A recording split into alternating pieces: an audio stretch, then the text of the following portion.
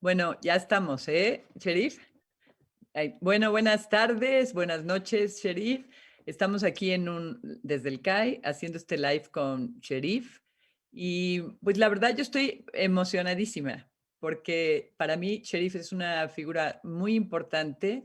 Él fue el que inició mi camino de autoconocimiento, el que me llevó a Claudio, y siempre te he conocido, Sherif, como una persona muy generosa, muy humilde, o sea, que sabe mucho y que eres un hombre muy humilde, cercano.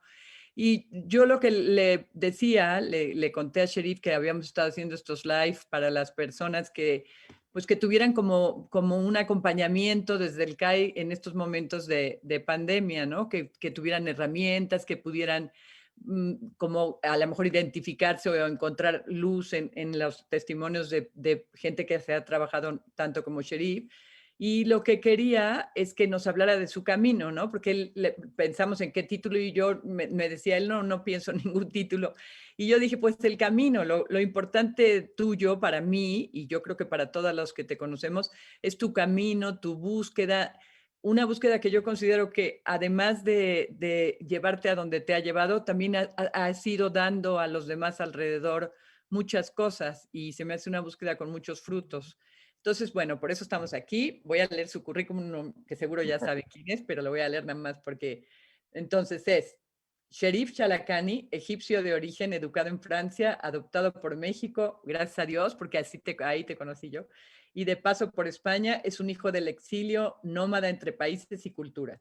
Diplomado en matemáticas y estadísticas con maestría en orientación y desarrollo humano, formado en el área psicocorporal, conjuga sus estudios con el desarrollo de una práctica de entrega en movimiento inspirada por la pantomima, el tai chi y el katsugen, ¿no? Se dice así.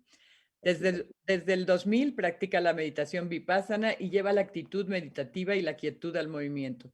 Colaborador del doctor Claudio Naranjo, ha dirigido talleres de reparentalización, el proceso Hoffman, y trabajado para ACNUR. Ha creado y afinado espacios nacientes, un enfoque que aborda con gentil atención el cuerpo, las vivencias del nacer en sus dimensiones físicas y metafóricas.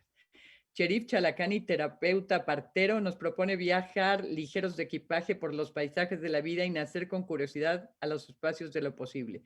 Es autor de Renacer al Ser, un libro publicado por la editorial La. Muchas cosas, ¿no? Muchísimas.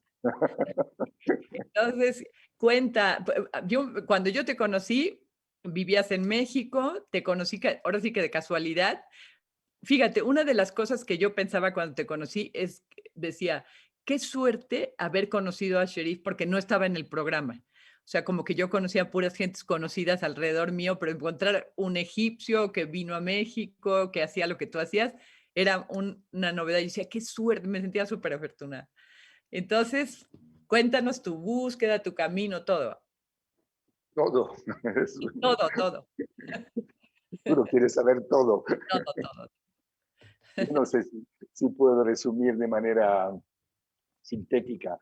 Lo que puedo decir es que mi historia parte de un niño, como lo leíste, que es un poco un niño sin familia, porque de repente a mis 5 o 6 años me alejé, bueno, las circunstancias hicieron que mi vida familiar se desplomó y me alejé de padre y madre y de Egipto. Nos fuimos con mi hermana a Suiza y de ahí empezó todo un camino de exilio en el cual yo creo que me quedó una herida que ni siquiera estaba a flor de piel, pero muy adentro, de pérdida de referentes de padre, madre, cultura, idioma. Perdí el árabe en ese momento. Y de forma muy peculiar, cuando tuve la fortuna de hacer mi servicio militar en Venezuela, a mis 22, 23 años, ahí hubo otro exilio, un exilio voluntario, porque ahí decidí salir de Francia, donde me había educado, y ahí me vino encima todo el peso, todo lo que significaba ser un hijo del exilio, ser un hijo de alguna forma huérfano no porque mis padres habían muerto, pero por la lejanía con los padres, huérfanos de familia y de cultura. Entonces ahí me vino encima mi propia historia y ahí se hizo más consciente o empezó un darme cuenta de la carencia que yo tenía muy para adentro. Y ahí conocí a un terapeuta mexicano, Rafael Estrada Villa, que era director del Instituto William Reich en México, en la Ciudad de México. Y ahí hice una transferencia muy, muy fuerte con él, porque de alguna manera él era como muy cercano a la figura padre biológico que yo tenía. Un hombre de acción, un militante, un hombre muy comprometido con su visión de la revolución que pasaba por un cambio social y un cambio interno.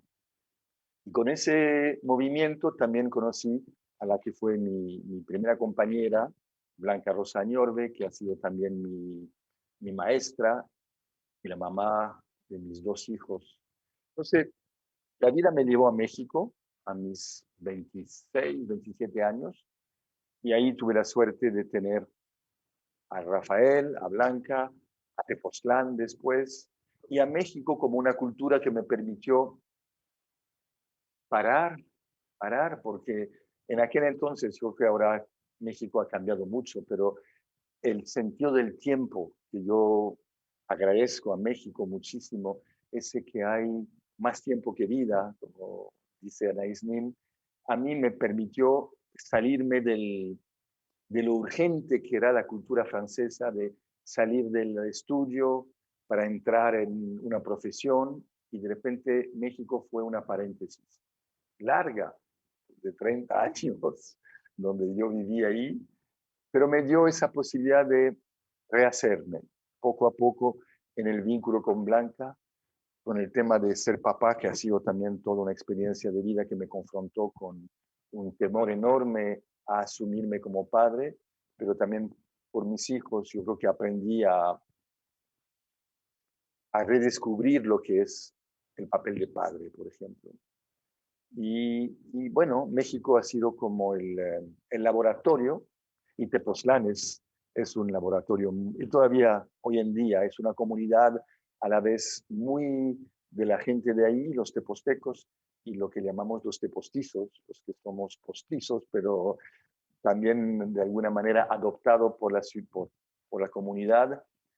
Un amigo mío, Angelo, no sé si tú lo conociste, decía que era como un psiquiátrico abierto, de los que había en aquel entonces en Italia, donde los locos andaban sueltos y nuestra comunidad de marginales, porque éramos muchos marginales de todo el mundo, había argentinos, franceses, italianos, todos teníamos esa búsqueda adentro, hacia lo espiritual, hacia lo alternativo, y bueno, era eso, un psiquiátrico donde nos fuimos acompañando en un proceso de rehacer o de revisitar nuestra historia. Eso, eso fue, digamos, el país que me dio un segundo nacimiento. Ujú, Y bueno, después tú sabes cómo fue importante para ti, pero para mí la figura de Claudio, ujú. que de alguna forma yo tuve la suerte de conocerlo. Yo tenía 28 años, hace ya más de 40 años, es increíble, ¿no? Cómo pasa Increíble. el tiempo. Y bueno, es una figura que para mí era muy cercana, esa figura, a un segundo padre que tuve, un padre adoptivo, que también ese carácter muy introvertido, con esa sensibilidad, esa parte de mucha interioridad. Claudio fue para mí como pues el que me dio las alas para también poder, yo diría, hacerme humano, hacerme vivo, porque bueno, él fue para mí un ejemplo de un maestro, pero su maestría para mí fue su transparencia en su humanidad.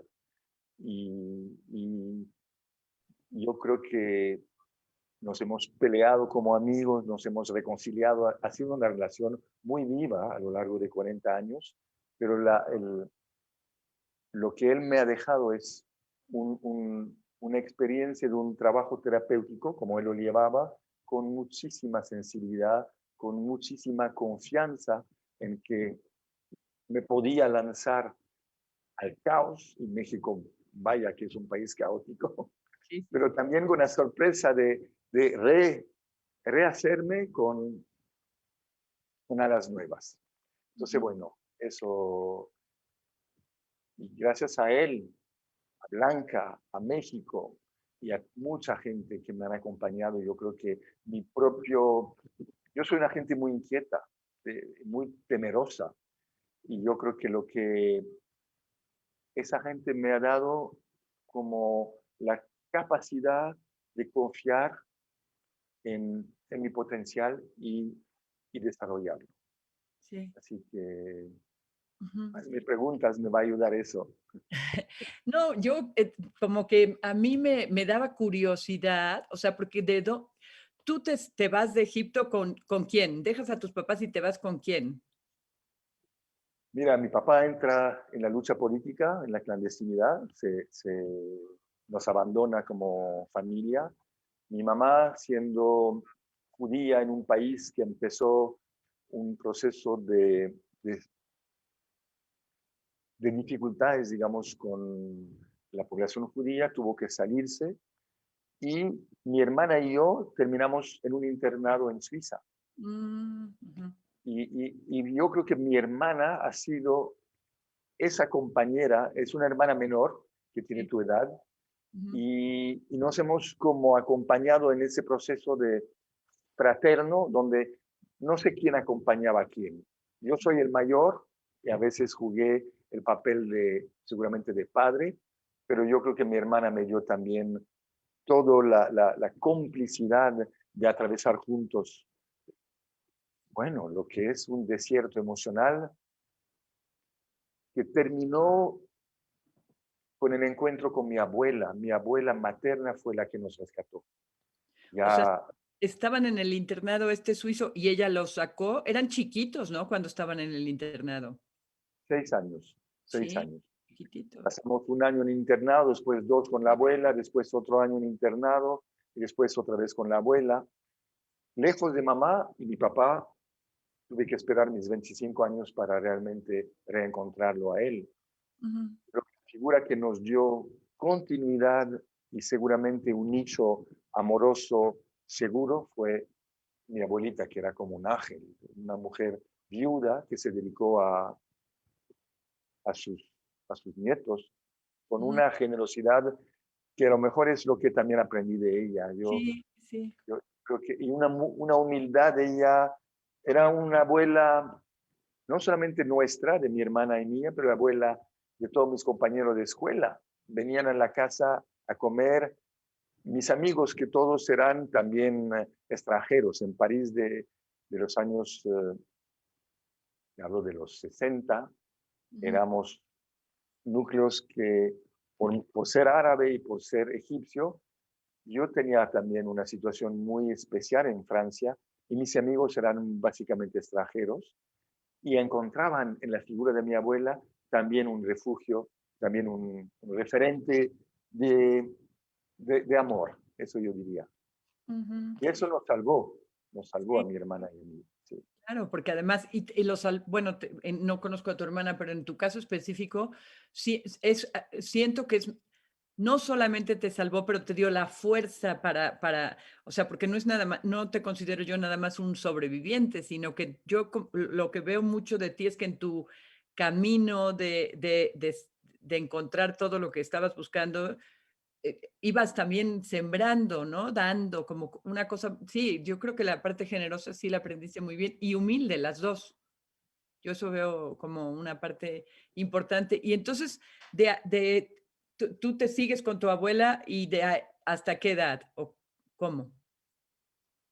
En la parte más, digamos, estable con la abuela, yo tengo alrededor de 9, 10 años, hasta que empecé un proceso de cierta autonomía estando en París estudiando, y hasta los 17 años, 16, salí de la casa materna para Ujú, hacer, digamos, mi vida de estudiante, y después ya dejé Francia, y casi nunca regresé a Francia, hasta que mi mamá se puso malita hace unos 15 años y ahí pude como reconciliarme con ella, acompañarla en su proceso de despedida y me reconcilié también con mi parte parisina, Ya. que de alguna manera la tenía, bueno, la tenía peleada, para no me olvidé como parisino, pero en México dejé de hablar francés, me coloqué más bien en un ambiente de mexicanos, mi mundo era el mundo mexicano. Sí, sí, y empiezas estudiando matemáticas, ¿verdad? Y terminas, ¿en dónde estudiaste? En la Ibero, creo, ¿no? ¿En Sí, dónde? Ajá. a nivel formal, yo soy matemático estadístico, un, Mm, un- que refleja también una parte mía de una parte muy mental y de un niño que no tenía muy claro su necesidad de trabajar desde los vínculos, desde la parte más relacional y humana. Entonces me quedé atrapado en un circuito francés de estudios de alto nivel, pero en matemáticas. ujú, Y es cuando inicio mi propio proceso de darme cuenta de mi propia locura y con el acompañamiento de Rafa y de Claudio y de Blanca, que descubro una vocación que también me parecía que mi corazón podía entonces empezar a abrirse, a ujú, armarse, sí, rearmar, bueno, era quebrado. sí. Y entonces ahí hice unos estudios dentro del instituto y dentro de la Ibero de orientación y desarrollo humano, Mm, toda la corriente rogeriana, digamos. así, pero, o sea, estabas en matemáticas y de repente algo como que detonó, porque si también a mí desde fuera me parece como que si te pones a estudiar matemáticas también es una cosa como, yo veo las matemáticas que me quedan lejos, pero como una cosa con una estructura, ¿no? Que también a lo mejor era necesario para ti, no sé, como que, no sé, pero considero a las personas que estudian matemáticas como gente que tiene una estructura mental también, ¿no? Tiene sentido eso que dices. No lo había pensado así, pero en mi orfandad emocional o en mi desierto emocional no tenía conciencia de que tenía un potencial ahí que desarrollar. Mm, Y la matemática fue como un poco seguir el flujo de lo que es un alumno más o menos exitoso y no tener claridad de por dónde iba mi propia vocación. ujú, ujú. Y el corte se hace cuando estoy en Venezuela. Todavía era profesor de matemáticas en la Ah, Universidad de Caracas, ah. en un instituto ahí. Y bueno, era como, hoy en día no entiendo qué hacía yo de matemático, no, de Y verdad. sí, sí, sí, pero que sí. ¿Y qué detonó? ¿Qué fue el detonador específico? ¿Te acuerdas como de repente de decir, o sea, esto no, estabas de profesor de matemáticas en Venezuela y de repente, ¿qué? No, ahí hubo dos cosas. Una, en mi proceso de estar en Venezuela, que fue mi primer acercamiento con el mundo latino, con la hospitalidad, con la afectividad, con lo que ofrece y que a mí me hacía tanta falta, ahí de alguna manera pude reconectar con mis raíces egipcias, también que es un país tercermundista, con ese sentido de, hay pobreza, pero hay dignidad. En Ujú, Egipto es muy, muy claro. Y en Venezuela, un taller de bioenergética con Rafael me, me puso al revés. ah, Con una pregunta que me hizo este hombre, y la recuerdo todavía con mucha claridad, porque me dijo, ¿y con tu papá qué onda? Yo le contesté con la inocencia de un hombre que maduraba muy despacio. Yo fui muy lento en madurar. Le contesté, pues no tengo broncas con mi padre porque pues, no tengo relación con él, no tengo padres. Y él me dijo, el problema es la ausencia de tu padre. Y ahí para mí fue como descubrir toda la carencia de una figura paterna y con él en unas, no sé, fueron 2 días de trabajo residencial intensos, ahí empecé a llorar como nunca, con ese descubrirme desde mi parte vulnerable, emocional. Eso fue una cosa importante. Y la otra cosa que quizás leíste en mi libro, que para mí también fue como alguien de la Embajada de Francia, cuando festejamos el 14 de julio, yo era un militar francés, entonces tenía la obligación también de asistir a las fiestas, más el 14 de julio. Ujú. Me presentan como, no como sheriff, yo siempre me presento como sheriff, no, no me vinculo mucho con el chalacañi, pero ahí de forma muy sorprendente alguien dijo, aquí le presento señor sheriff Chalacañi. Y el hombre se quedó mirándome, me dice, Chalacañi, Chalacañi, Chalacañi. Le dije, pues mi hermana y yo, a lo mejor conoces a mi hermana. Y me dice, no, yo conocí un Chalacañi en Argelia y era mi padre. Entonces, después del taller con el Rafa, creo que pasaron un mes, ese encuentro con un señor que me dice, siéntate, te voy a contar de tu padre. Y Ay, él tenía un aprecio, de esos aprecios de militantes, de gente que han peleado, que han arriesgado la vida por un ideal, y él me dice, a tu padre es Don Chalacañi, ¿no? Así como un señor. Y para mí fue como el movimiento de ir al encuentro de mi padre. Y eso fue como empezar el proceso de ir rearmando la familia, primero el padre, después mi madre, que no entendía por qué el hijo, después de 25 años, quería reconocer al padre. Me dijo, ve a ver, date cuenta de este hombre que nos dejó. Fui y regresé con una necesidad de más padre, y ahí mi madre me dijo, o me dio a entender que no. Y ahí me deprimí de una manera muy grande y me quedé deprimido en cama casi un año. Muy, la imposibilidad de colocarme como hijo frente a una fuente amorosa que era mi madre, a pesar de su ausencia, estaba en París y no pude decirle, ¿sabes qué? Me voy.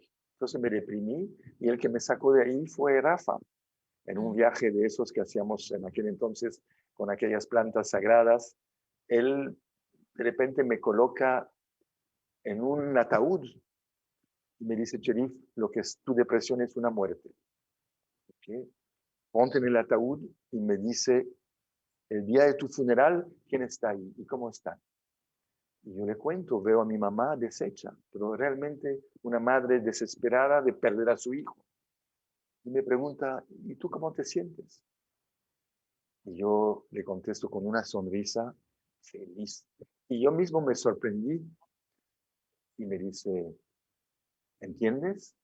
Me quedé como en ese viaje, como, ¿cómo es posible que yo estaba feliz de ver a mi madre tan desesperada? Y ahí entendí, y fue un primer paso de comprensión, que necesitaba morirme yo para de alguna forma matar a mi madre y para de alguna forma poder expresar ese movimiento que había sido como negado de ir hacia mi padre. Entonces, bueno, salgo de esa cosa y me lanzo a Egipto y ahí empieza un proceso. Y lo más bonito es que mi madre tuvo el valor de decirme, ¿sabes qué, hijo? Si vas a Egipto para ver a tu padre, me parece bien. ¿Qué te parece si voy contigo? ay, wow. Yo no entendía nada. Es decir, cómo mi madre, con todo lo que yo sentía de rencor, y dije, sí. Blanca me ayudó en un codazo, me dice, vamos todos. Y ahí fuimos todos a Egipto. Y fue el primer reencuentro, o para mí el segundo con mi padre, pero con ella a un lado, mi padre a otro lado, y de repente mi mamá le ofrece a mi papá una escena que me queda como muy clara, un kimono, donde está escrito algo en japonés. Mi papá le pregunta, ¿qué dice el kimono? Mi mamá le dice, con todo el pudor de una mujer, tenía a mi padre como su primer amor, dice en japonés, te amo. Ay, wow. Imagínate, para mí como yo tenía 26 años, no era cualquier niño, pero yo lo viví como de repente para este chiquitín cherifito poder escuchar que mis padres se habían querido y que se querían y estaban dispuestos los dos a, a reactualizar su relación. Y ahí pasaron 20 años donde padre, madre, yo hijo y mi hermana hicimos todo un proceso de volver a recrear un ambiente familiar. Ay, qué bonito. Ese no Eso me... es el privilegio que tuve yo, ¿ves? De tener a unos padres que las circunstancias hicieron que la vida los separó, pero el amor también los reanudó el vínculo. Bueno, y mira, ¿sabes lo que yo siento? El amor manifestado a través de ti. Por eso tú también tienes, ahorita que lo dices, aparte de esta cosa eh, humilde, también siempre cuando estás en, yo siempre que he estado en terapia contigo, en grupos contigo, siempre hay una cosa muy amorosa. Yo creo que como que también reafirmó en ti, o sea, porque el amor de tus papás estuvo manifestado a través de ti. Si no hubieras estado tú, no hubiera habido encuentro, ¿no? Es cierto, yo creo que mi propia búsqueda jaló a padre y madre en una búsqueda, Ujú, también de revisar y asumir sus propias, entre comillas, responsabilidades o culpas, porque fue todo un proceso muy largo. Y yo descubrí que detrás del rencor de mi mamá, lo que había era un amor frustrado. Mi ujú. mamá amaba y cuando mi mamá está a punto de fallecer, cuando te cuento que reencontré a la madre, mi padre vino también a acompañarme, a acompañarla y me decía, Cherif, qué lástima que tu mamá se está yendo porque mi fantasía era pasar mi vejez con ella y con el esposo de ella, Víctor, mi segundo padre, porque siento también hacia ella mucho, mucho amor. Ujú. No se pudo porque mi mamá se fue muy antes de tiempo, pero era muy bonito ver que era posible un reencuentro y eso me fortaleció en ser hijo del amor. Eso da mucha, es un abono muy bonito, digamos, porque antes de eso me vivía realmente en una orfandad sin identidad materna, paterna, muy confundido, muy confundido. Oye, y cuando dejas a tu abuela, ya no, nunca más regresa, o sea, tú ya no la, o sea, cuando ella se muere, ¿la viste o seguiste en contacto? Sí, sí, porque tu abuela ahí también te rescató cañón, ¿no? Mi abuela, te digo, fue mi salvación. Yo creo que ella es el ángel de la guardia que realmente pudo mantenernos, mi hermana y a mí, en una flote. Ujú, ujú. Y fíjate, cuando se muere ella, mi mamá me escribe, yo estoy en México, me dice, la abuela está muy mal, a ver si puedes venir. Y me lancé y esas cosas increíbles. Yo llego tempranísimo al hospital, mi abuela está todavía viva y muere en mis brazos. Ay, wow. Ni siquiera estaba mi hermana, mi mamá. Es decir, tuve también un privilegio de poder estar con ella, despedirme de ella, y ella me ofreció ese regalo que es también muy fuerte, su propia muerte en brazos. Ay, Y así que ahí también hubo, la vida me dio la posibilidad de un proceso redondo, de completar ese ciclo amoroso con la abuela, sí, que es la despedida, que es tan importante, ¿no? sí, sí, sí, Y, sí, y sí. vuelve a pasar con la madre. Cuando mi mamá muere, muere también en mis brazos. Y la vida me ha dado esa oportunidad en momentos muy dramáticos de poder acompañar esas dos mujeres. Mi padre no fue tan fácil y no tenía otro carácter y cada vez que me acercaba con mi ternura me mandaba la goma diciendo, ¿qué te crees tú que me voy a morir? Pues no me voy a morir. Y me mandaba la chingada, pero como un buen Ajá, ajá. un patriarca egipcio que se quería morir, pero solo y con dignidad, pero sin emoción, digamos. Sí.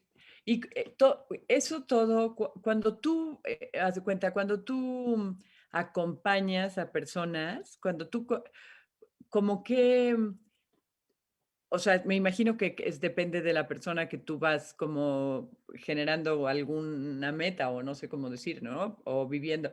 pero ¿qué es lo que tú quieres que las personas se encuentren? Como ¿qué buscas en el acompañamiento? Yo creo que ofrezco lo que he encontrado en mi proceso de búsqueda, la restablecer una cierta seguridad interna, un núcleo, un derecho al amor, un derecho al vivir, a la existencia, un derecho a las necesidades.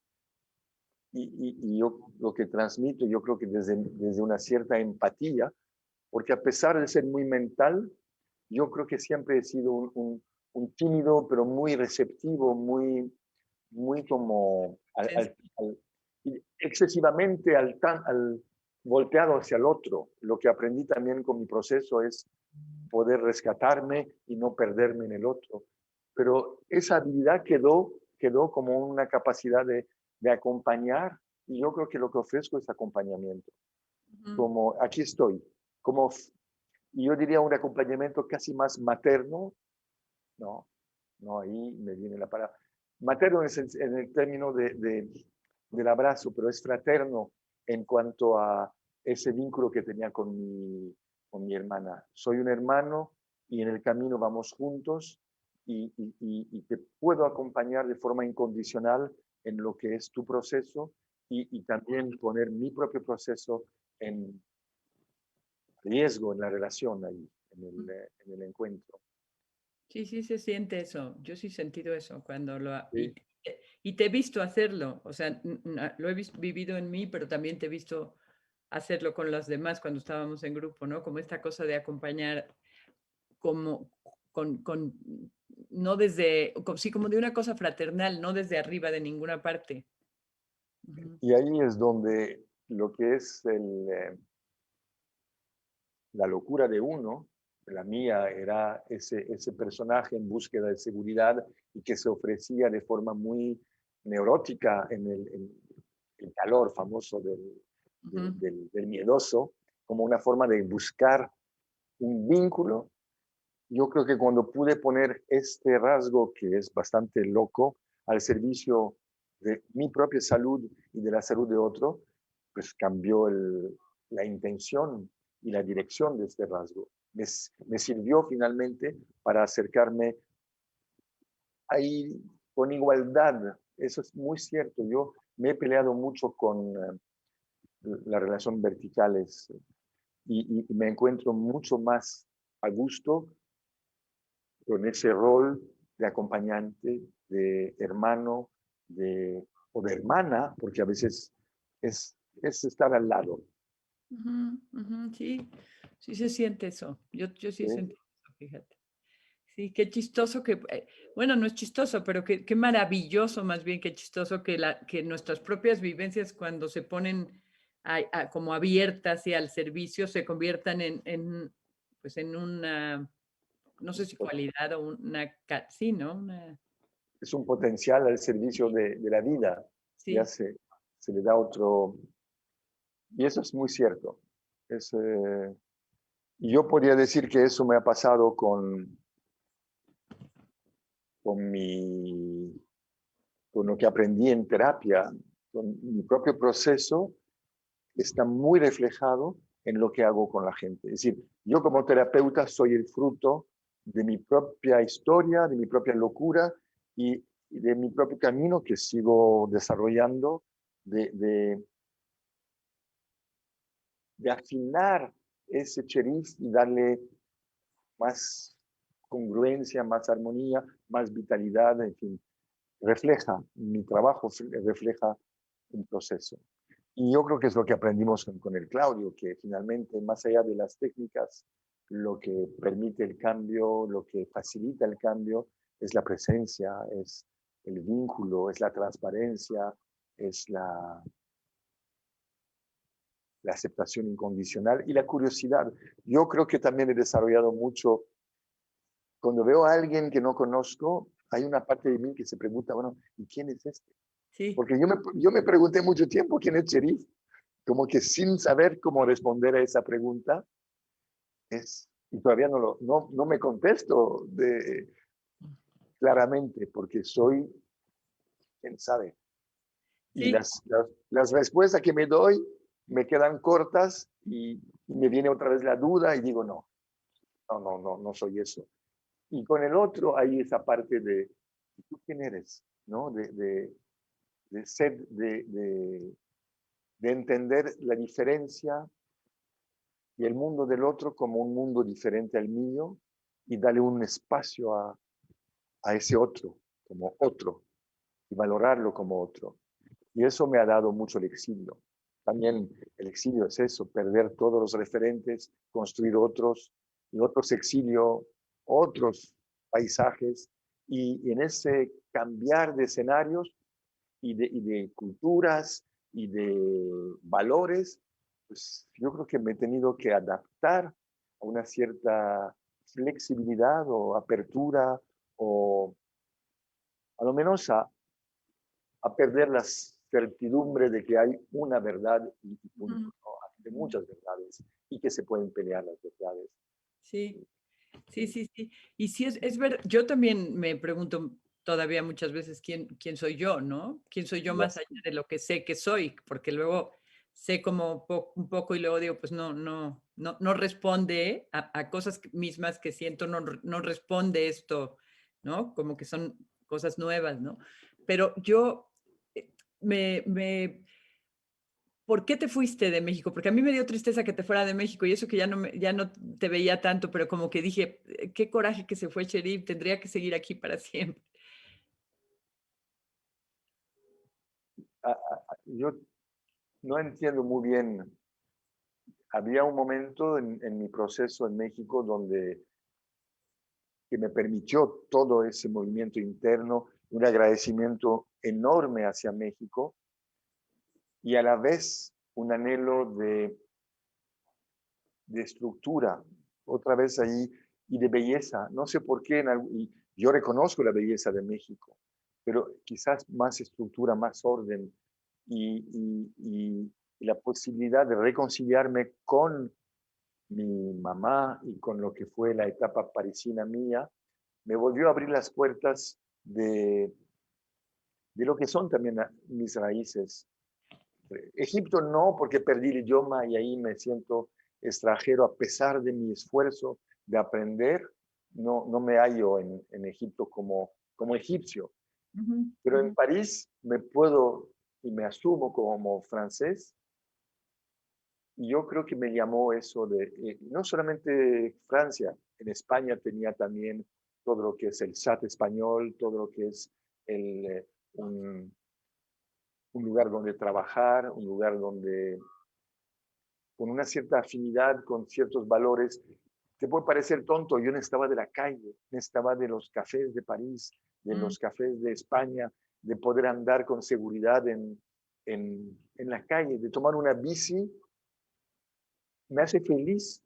Y yo creo que en México había perdido lo importante que es para mí la vida social de la calle, el mm. sentarte y poder ver pasar a la gente o tomar la bici y tener seguridad de andar por ahí.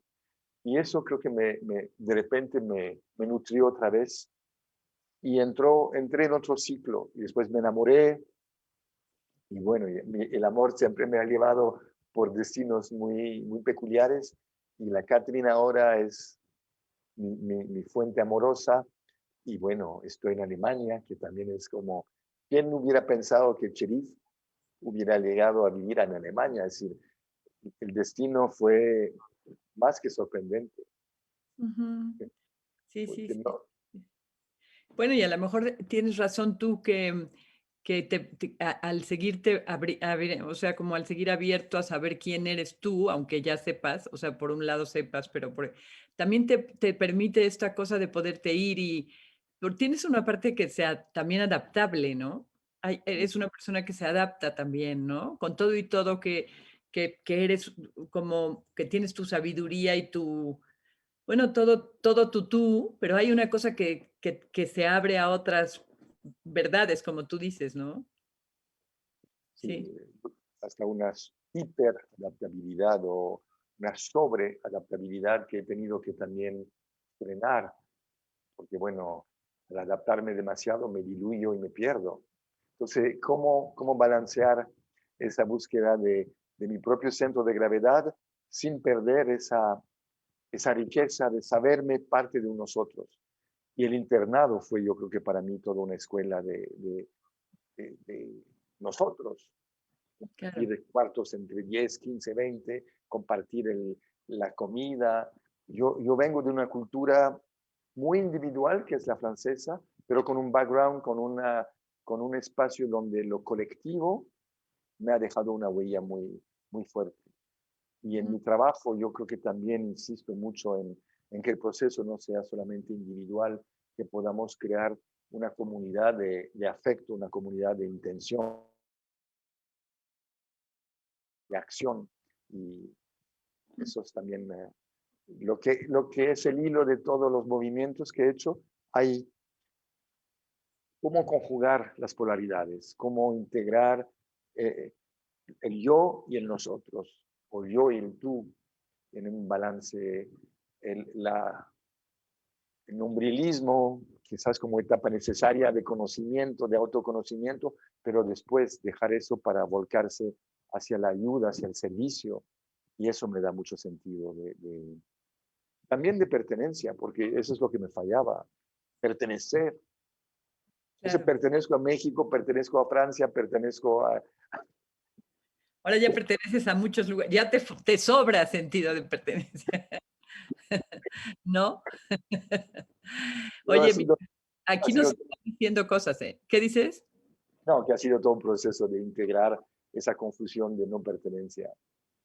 A ver, dice acá, mira, te voy a decir qué dice. Voy a cerrar esto porque no lo está tapando. Dice, Marisa Camacho Gallardo, qué maravilla poder escucharlo. ¿Para cuándo repa en México? Y así nos van diciendo, ¿eh? Rocío Carcova, buenas tardes, un gusto escuchar a Sherif, gracias. Esther Miñor, nunca me puedo decir su apellido, buenas tardes desde España. Paco Calvante, Dos Corazones, Gerardo Caballos, encantado de escucharte, maestro. Rosa Fernández Álvarez de Miranda, qué belleza tu historia de vida. Marina Salgado, wow. Paco Calvante, otro corazón.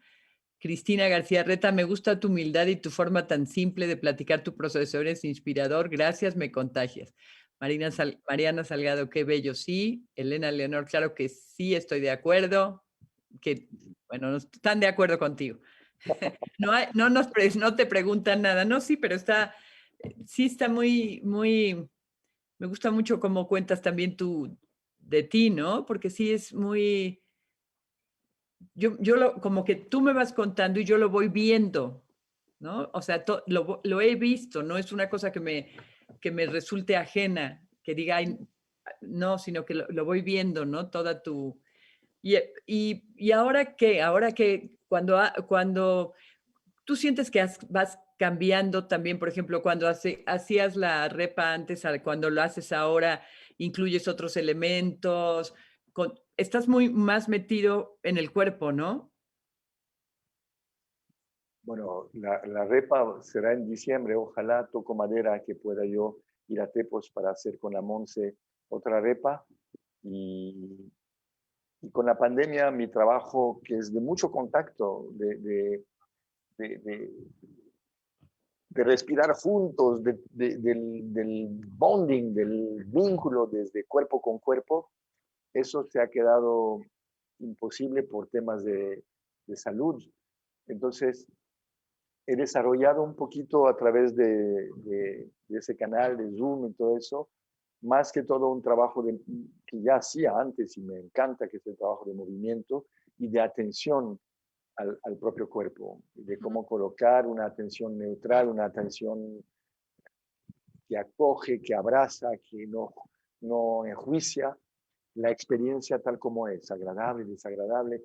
Y en eso sigo aprendiendo, sigo teniendo mi propio proceso terapéutico con una, una colega chilena, la Carmen Cordero, que aprecio muchísimo, y con ella sigo afinando el campo de la atención y de la propiocepción, de cómo respiro, cómo me reconozco desde la experiencia y la vivencia corporal, y existir desde el cuerpo, que me hace mucho, muy bien, porque si no me quedo ahí arriba y ahí me puedo armar y desarmar de manera muy, muy loca. Sí. Entonces, el cuerpo ha sido, es interesante como en tantos exilio, mi tierra prometida ha sido el cuerpo.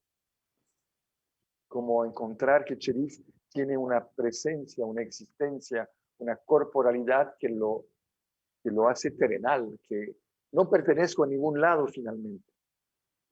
De tantos lados es como ninguno, pero hay una conciencia de la cual participo y que me, que me hace sentir el privilegio de estar vivo y de tener ese milagro de tener un cuerpo. Sí. Y Y eso es lo que... Sí. un cuerpo grande, ¿no? Un cuerpote, eres grandote. No lo vivo como tal, fíjate. Cuando me veo en las imágenes, sí soy grande, pero no es... Yo más bien un cuerpo que envuelve. Eso más que grande, me, me, me gusta mucho mi capacidad de acoplarme con el cuerpo del otro. Una cierta empatía corporal, una cierta empatía respiratoria, cómo es que logro, no lo sé, entrar en un acuerdo tónico con el otro.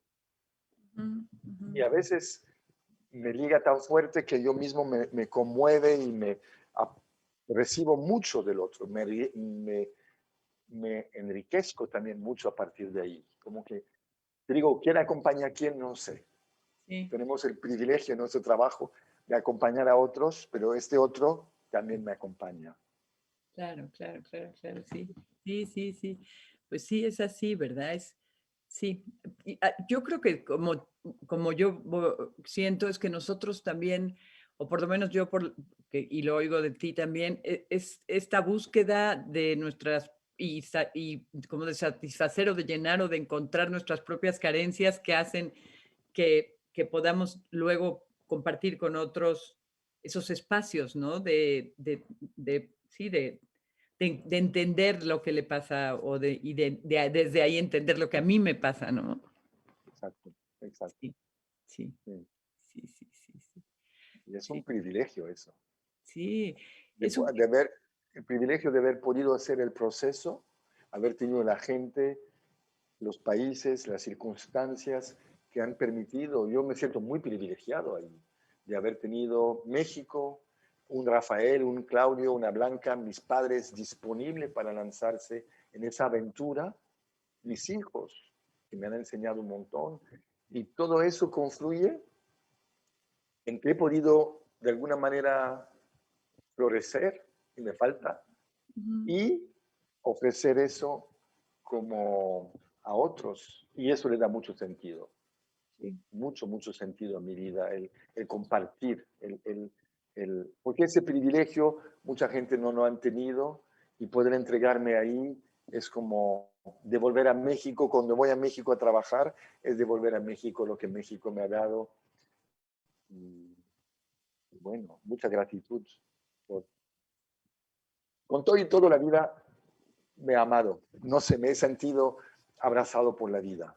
Ujú, Y es ujú. algo que es bonito poder compartirlo con todo lo que es de repente mis momentos también de ansiedad y de locura y decir ese mundo nos va, vamos al precipicio y a la vez hay una parte tan, yo digo, milagrosa, tan misteriosa que realmente me hace sentir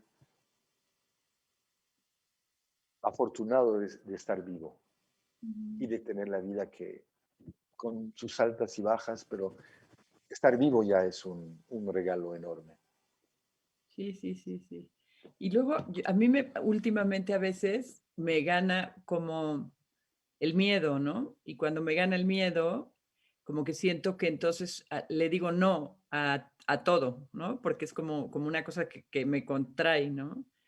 Y cuando puedo medio salir de ahí y ver como este acto de confianza en que las cosas así son, vuelvo como a decirle sí al amor y a la posibilidad de dar y de abrir y de crear, ¿no?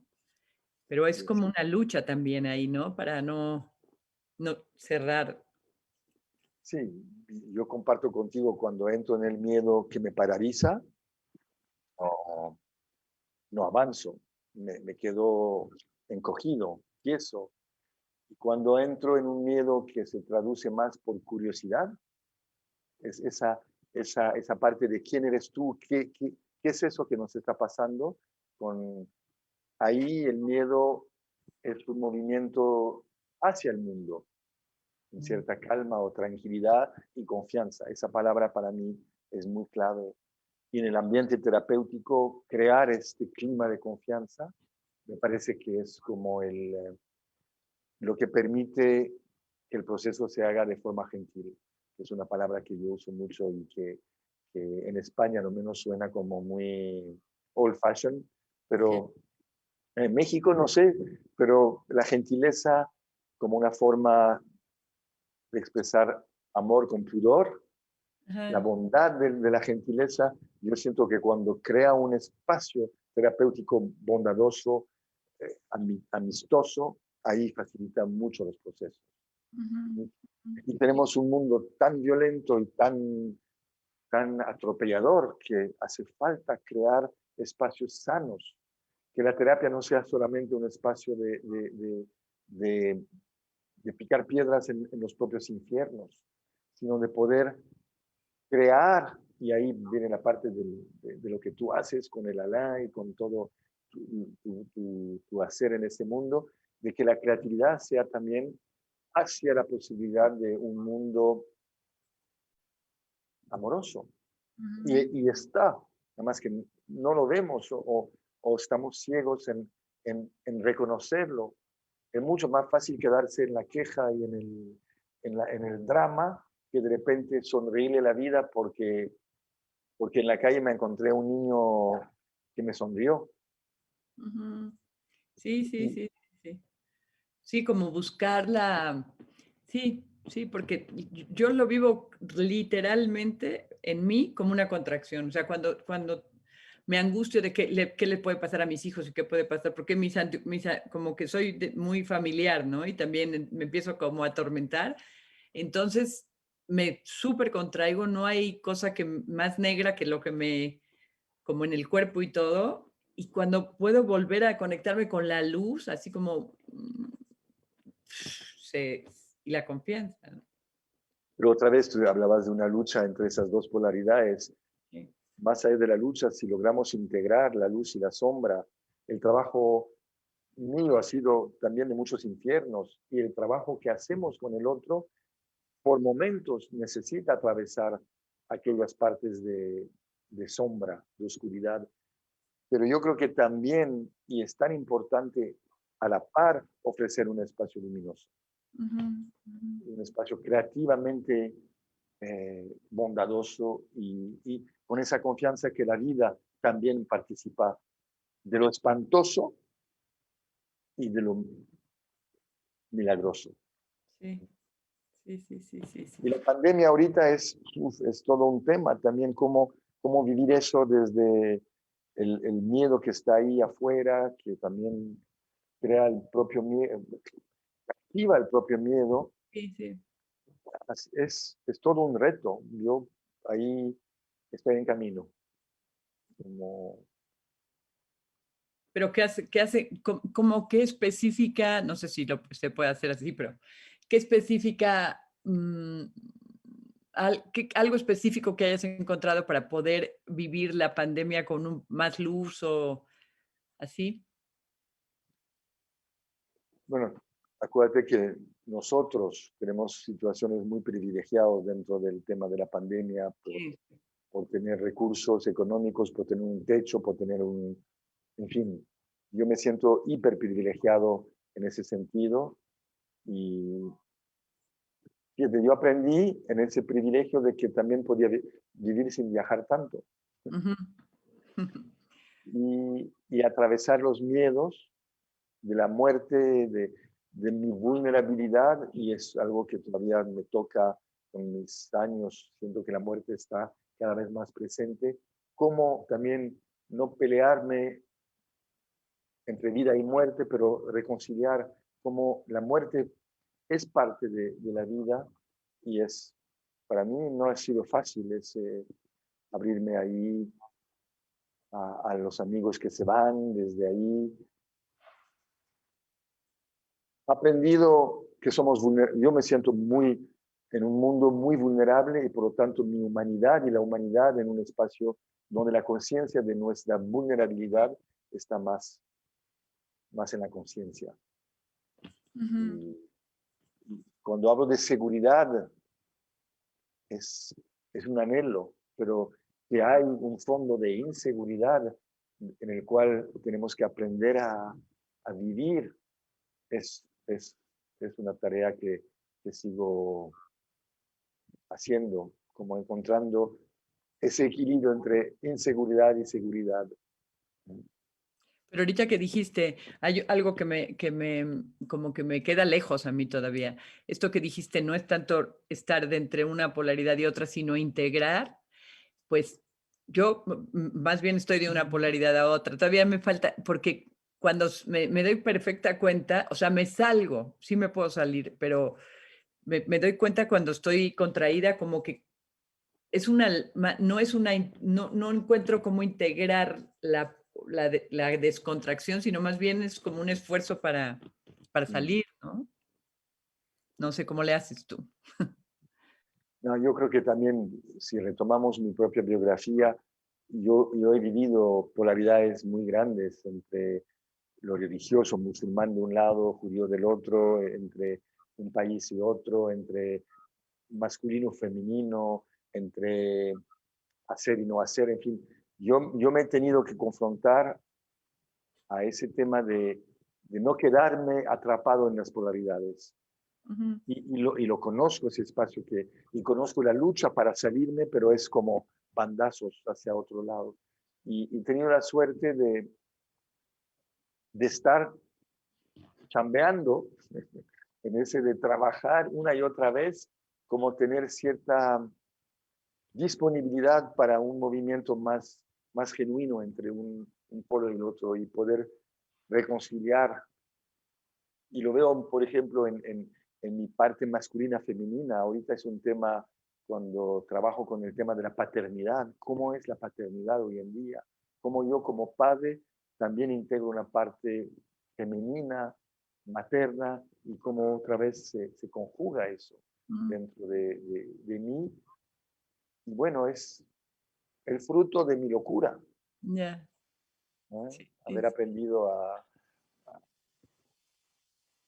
la fricción con esas polaridades de repente ha permitido un cierto espacio de transformación. ujú. Ahora sí que como decía, tú eras amigo de Guillermo Borja, que decía que la locura, locura, ¿no? Como esta, un poco esta. Cuando yo te conocí, cuando tú me llevaste con Claudio, estaba Guillermo todavía, estaba ahí, ¿te acuerdas? No, Guillermo fue parte, digamos, es mi compadre, es Ujú. decir, mi amigo, es el padrino de mi hijo. Y bueno, Memo fue parte de la familia mexicana que recibió a Claudio en los años 78, cuando Claudio llega a México a acompañarnos. Está Blanca, está Ilse, está Memo y estoy yo. Somos esa familia de cuatro que recibe a Claudio y le da a Claudio un espacio donde él puede también salir de una cierta depresión, porque cuando conocimos a Claudio estaba muy en esa noche oscura del alma que él comenta. Y yo creo que México le dio el nutriente de aprecio, de confianza, para poder él también volver a asumirse como maestro con su humanidad herida, Mm. con todo su humanidad, que Sí, es sí, Memo, por supuesto, que ha sido un compañero de viaje en toda esa época hasta su muerte. sí. Pero yo Y, fue de él, de la primera persona porque antes de él, o sea, literalmente, como te diré, como explícitamente decir, usa tu locura para curarte, como yo lo vi, no lo tenía, era más bien quítate la locura para curarte, ¿no? Como esta cosa de mejor aceptar lo que somos y sumarle otras cosas y no estar como luchando todo el tiempo con lo que somos para dejar porque finalmente yo sigo igual de loca que antes, pero un poco menos, no sé, reactiva, no sé cómo decir, Así ¿no? es, así es. Aceptando, asumiendo y atravesando. Y en ese proceso de atravesar la propia locura, seguramente hay un ponerla al servicio al final, una cierta maestría que te permite volver a darle otra intención, otro giro, otro foco. Ujú. Y, y la locura no se quita. Yo también comparto contigo que mis núcleos de loco, de miedoso, están ahí y estarán ahí. Pero Sí. están al servicio de otra causa. No siempre, ¿eh? Porque a No, veces se me va también. no, los míos tampoco, no siempre, pero bueno, a veces sí, o sea, sí logro decir, híjola, pues ya, como que sí los puedo poner ahí para los demás también yo, ¿no? Mira, a ver, nos dicen más cosas para que no, dice, voy a decir, estamos aquí, maravilloso, mucho tu mirada. Bueno, esta ya te creo que te lo había leído. Cristina García Reta, maravilloso, me gusta tu humildad y tu forma tan simple de platicar tu proceso, eres inspirador, gracias, me contagias. Y luego Mariana Salgado, qué bello, sí. Bueno, eso claro que sí, soy de acuerdo, Elena Leone, esto ya te había dicho, pero aquí dice, sí se transmite muy claro. Y luego Gerardo Ceballos, una vez escuché que grandes hombres en el mundo son pocos. Sherif, eres uno de ellos. Y me hace muy feliz conocerte y ser tu amigo. Es un verdadero privilegio. Luego, Hicham Hajibu, un abrazo desde Marruecos, hermano. Elena Leone, bella persona, bello conocerlo. Gracias, gracias veramente. Y Ariún Valle, gracias por compartir su conversación. Cristina García Reta, yo a veces tengo una mente violenta, pero todo es hacia mí. Es muy difícil que lo pueda llevar afuera y creo que me hace mucho daño. A veces quiero ser más espontánea y me cuesta mucho trabajo. También la parte de cómo me puede ver el otro. Tengo una necesidad de estar en la perfección. Mm, eso es un infierno. Sí, sí, sí, sí, sí, sí, sí. Mira, qué bonito ver que hay amigos de Los Ángeles, amigos desde Marruecos, amigos seguramente desde México. Y bueno, es como muy grato recibir tantas muestras de aprecio. Y el aprecio es mutuo. Y yo creo que esa es la riqueza del encuentro. Cuando se da, va en las dos direcciones y es un regalo compartido. Eh, Sí, aquí dice Rocío Carrasco, mucho que aprender a Sherif, es todo un personaje. Gracias por presentarlo. Bellísima entrevista. Y sí, en esta persona se ve que es un gran hombre. Sí, yo comparto que eres un gran hombre, ¿ya ves? No soy la única. Yo ya lo sabía desde antes, que conste.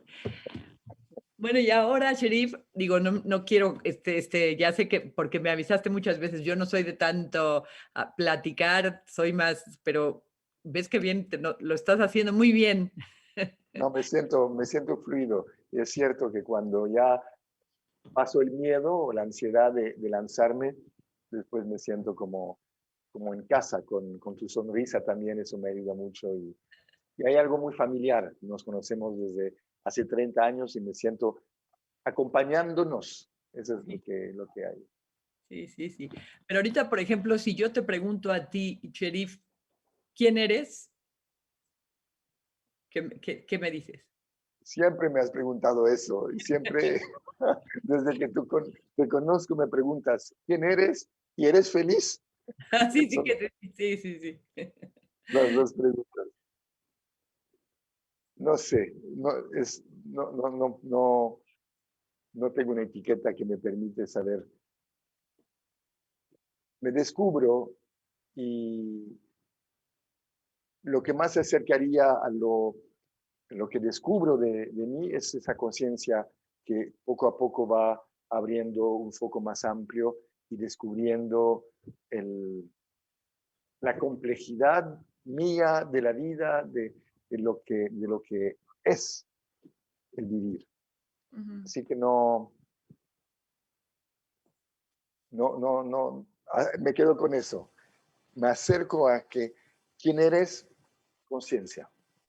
Ah, O hacia eso apunta mi proceso, que creo que te decía que mi cuerpo había sido como mi tierra prometida, de anclarme en la vida, y los últimos años con el mismo Claudio y su proceso de despertar de él, yo creo que me voy acercando a que hay algo más todavía que las sensaciones corporales, es ese espacio donde se da todo eso que llamamos conciencia, y ser consciente de ser conciencia, para mí es como un largo camino que me atrae mucho. Que eso es donde hay, digamos, un empuje de vida a mi edad, es eso. ¿Cómo es que puedo ampliar y sostener esa conciencia de la conciencia? ay, sí, qué increíble, ¿no? Como que ahí todo, para mí todo tiene sentido, ¿no? Más allá del sentido, no sé cómo. Sí, no, sí, sí, sí, sí, sí. Sí, eso y ahora, ¿qué? ¿Qué sí, qué con todo esto de, tú vas a intentar o bueno, seguir haciendo las repas y eso y venir, pero también estás haciendo cosas por Zoom o no estás haciendo todavía? Sí. Sí, sí. Hemos hecho varios ciclos de 4 encuentros de 1 hora y media, básicamente de movimiento. Y a través del movimiento hacer un mayor contacto con la vivencia sensorial, el poder como esa imagen de habitarse, habitar ese espacio que el cuerpo nos ofrece. Y bueno, hablando de eso, a finales de abril empiezo otro ciclo de 4 encuentros que han sido exitosos y han sido como una apuesta, porque yo soy mucho de tocar y de estar con el toque. Y ahí tengo que aprender o estoy aprendiendo a que hay otras formas de contacto a través de lo visual, a través de la pantalla, a través de la palabra, y podemos acompañarnos, a pesar de las distancias, estar en un mismo espacio y, y en movimiento. Así Mm. que no sé qué va a pasar con el SAT, estamos organizando SATs también, y el Hoffman en Francia, y todo está ahora sujeto a la pandemia, si nos dan permiso para juntarnos como grupos pequeños y empezar otra vez y la gente lo necesita. Hay una Sí, sed de contacto y de, de encontrar lugares, espacios donde compartirnos y poder aprender de eso que está pasando desde el compartir. sí, sí, sí, sí, sí. Sí, yo también lo veo que sí hay como una sed de contactos, que sí ha estado muy duro esta cosa del aislamiento, ¿no? Muy, sí, sobre todo como tú dices, para, para, yo he sido una persona privilegiada también ahí porque no he dejado de ver a mi familia, ¿no? Pero para la gente que ha estado totalmente aislada, está muy, muy cañón, ¿no? Sí. Ya no te oigo. Ah, sí, ya te oí. ¿Sí? ¿Me escuchas? Sí, es que se fue tantito. Ujú. Pues sí, hay un momento muy duro para todos, y ahí es donde más hace falta el sentido de comunidad o el sentido del compartir, el sentido de solidaridad. A Sí. veces me inventé la palabra solidaridad, que es como soledad y solidario. Estamos solos, me vivo como desde una soledad cada vez más asumida, pero desde lo solidario se, se trasciende ese sentimiento de aislamiento. Sí. Y de forma paradójica, la tecnología es un milagro que nos permite, no estamos tan aislados, estamos muy conectados desde otros lazos. Sí, y bueno, imagínate que hubiéramos hecho en esta pandemia sin poder como hacer esto, ¿no? O sea, vernos. Bueno, yo tanto que te he rogado que te quería ver y ahora te estoy viendo. Ahora sí que es un beneficio de la pandemia, ¿no? O sea que ya me voy a poner más, le voy a agradecer más a la pandemia yo. También, también. Y también te voy a, ya que dices que de tus encuentros, también te voy a decir para que los hagas desde, desde el CAI, que los programemos, a ver cuándo, y Ah, los si hagamos, quieres. ¿eh? Bueno. ¿Qué otra cosa, Sherif? ¿Qué nos dices así ya para decirnos adiós? ¿Qué nos recomiendas? Algo más que nos digas. Me quedo en blanco, no, no me viene. No. Ya no te vino, ya nos dijiste mucho, ¿no?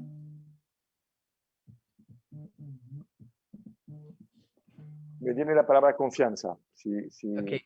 el momento es difícil, nos reta en temas muy existencialmente muy profundos y, y para mí no olvidar que somos y que hay dentro de la conexión con el otro la posibilidad de sostener una salida digna a esto que nos está pasando.